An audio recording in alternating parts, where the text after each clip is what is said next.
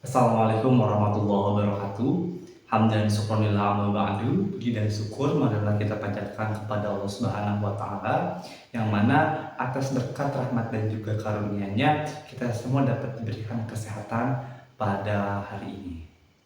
Oke teman-teman semuanya, sebelumnya perkenalkan nama saya Zainal Mustafa dari Prodi PGMI semester 2 tepatnya di kelas B. Nah, saya di sini membuat video pembelajaran matematika 1 dikarenakan ada tugas mata kuliah untuk membuat video pembelajaran matematika. Kemudian yang saya hormati dosen pengampu mata kuliah matematika Ibu Belda Nur Multipa MPD. Nah, teman-teman semuanya, pada kesempatan kali ini saya diberi tugas untuk mencoba menjelaskan tentang materi himpunan dan aplikasinya. Oke teman-teman, nah kita di sini akan langsung masuk pada materinya. Nah, untuk materi yang kali ini yang akan saya sampaikan itu ada 3 sub materi. Yang pertama tuh ada pengertian ataupun definisi daripada himpunan itu sendiri. Kemudian kita akan masuk pada notasi, dan yang terakhir kita akan masuk pada cara penyajian daripada himpunan itu sendiri, teman-teman. Oke, yang pertama kita akan masuk pada definisi.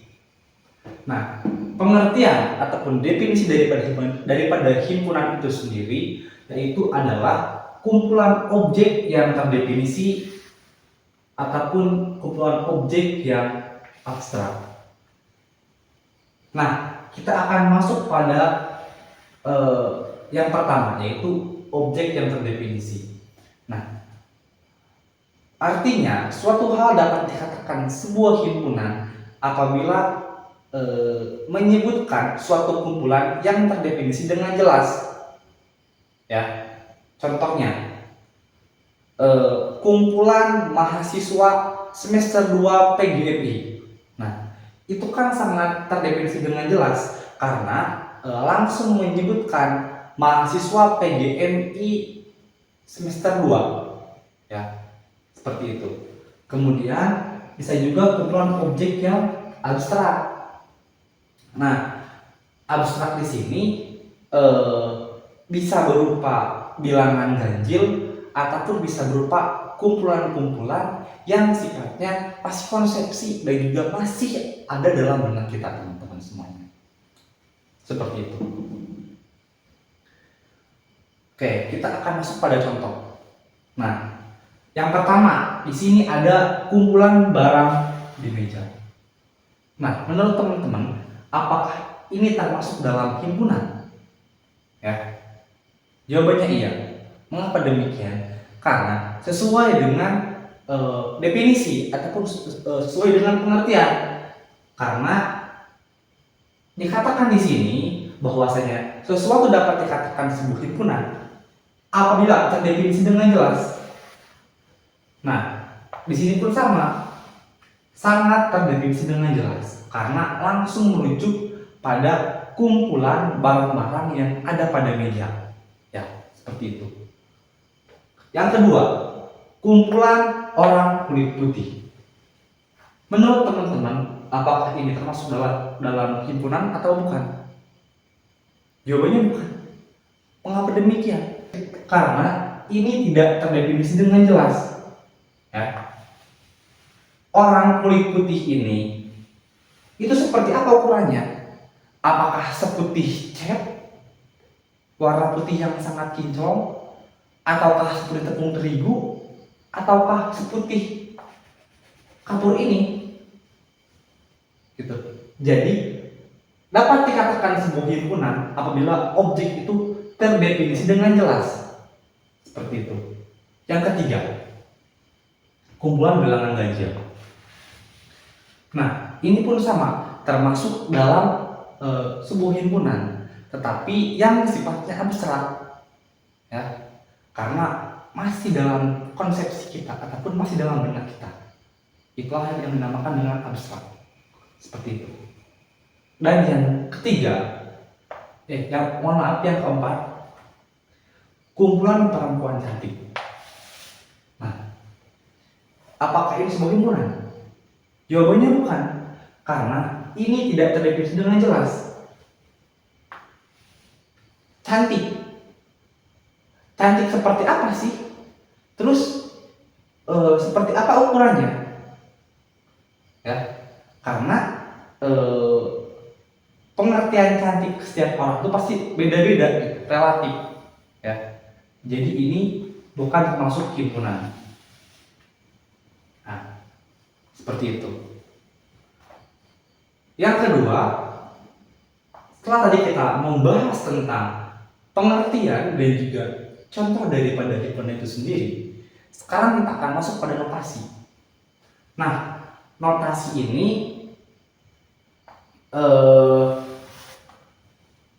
adalah sebuah cara ataupun ya sebuah metode untuk melambangkan sebuah himpunan, ya seperti itu. Nah, notasi ini itu dilambangkan dengan huruf kapital, ya bisa berupa A, B, ataupun C. Nah, kemudian untuk anggota daripada himpunan itu sendiri itu dilambangkan dengan huruf kecil, ya huruf kecil. Diawali dengan kurung kurawal dan diakhiri juga dengan kurung kurawal. Seperti itu. Nah, kemudian untuk anggota ini terbagi dua. Yang pertama itu ada anggota atau elemen, dan yang kedua itu bukan elemen. Ya, kalau anggota itu ditandai ataupun ditandakan dengan semacam huruf E seperti ini, dan yang bukan elemen itu ditandakan dengan E, simbol huruf yang sangat mirip dengan huruf E tapi dicoret, ya, dicoret seperti itu. Oke teman-teman, nah setelah tadi kita paham tentang pengertian daripada himpunan, kemudian juga paham tentang notasi, nah sekarang kita akan masuk pada cara penyajian daripada himpunan itu sendiri teman-teman semuanya. Nah, yang pertama adalah mendaftar anggota. Jadi di cara yang pertama itu dengan cara menyebutkan seluruh anggota yang ada pada himpunan itu teman-teman. Yang kedua itu dengan cara menyebutkan sifat yang dipenuhi anggotanya. Jadi cara penyajiannya dengan cara menyebutkan sifat, ya, sifat daripada anggota himpunannya, seperti itu. Dan yang ketiga itu menggunakan notasi pembentuk himpunan. Oke, nanti kita akan bahas one by one ataupun bahas satu-satu. Oke, yang pertama di sini dengan cara mendaftar anggotanya. Soalnya adalah P adalah himpunan bilangan asli pertama. Nah, jadi sesuai dengan tadi kaidah penulisan daripada notasi, untuk menyebutkan sebuah anggota itu harus dengan kurung kurawal. P adalah anggotanya bilangan asli pertama. 1, 2, 3, 4, dan seterusnya.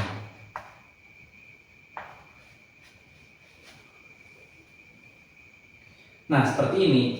Ini tuh adalah bentuk penyajian dengan cara mendaftar anggota, ya, anggota daripada bilangan asli pertama. Cukup simpel, cukup disajikan dengan menyebutkan ataupun mendaftar bilangan asli pertama, teman-teman. 1, 2, 3, dan 4, dan seterusnya. Nah, yang kedua itu dengan cara menyebutkan sifat yang dipenuhi anggotanya. Artinya di sini tuh hanya menyebutkan sifatnya saja teman-teman. P kurung kurawal, ya. Sifatnya apa? Sifatnya adalah himpunan bilangan asli pertama. P adalah himpunan bilangan asli pertama. Kurung kurawal lagi ya. Nah, cukup simpel. Cara yang kedua ini dengan cara menyebutkan sifat, ya. Tulis lagi ya. Yang ini. Nah, himpunan bilangan asli pertama. Seperti itu. Oke. Nah, cara yang ketiga itu dengan cara menggunakan notasi pembentuk himpunan, ya.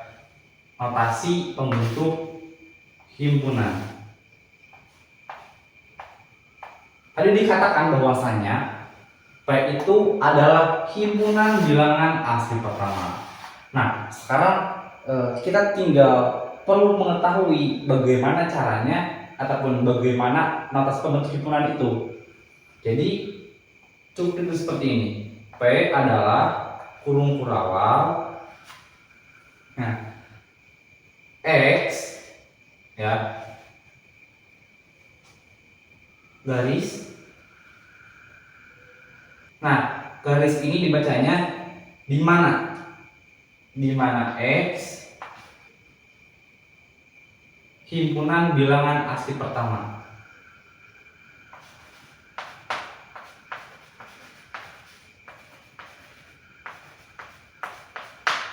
Asli pertama.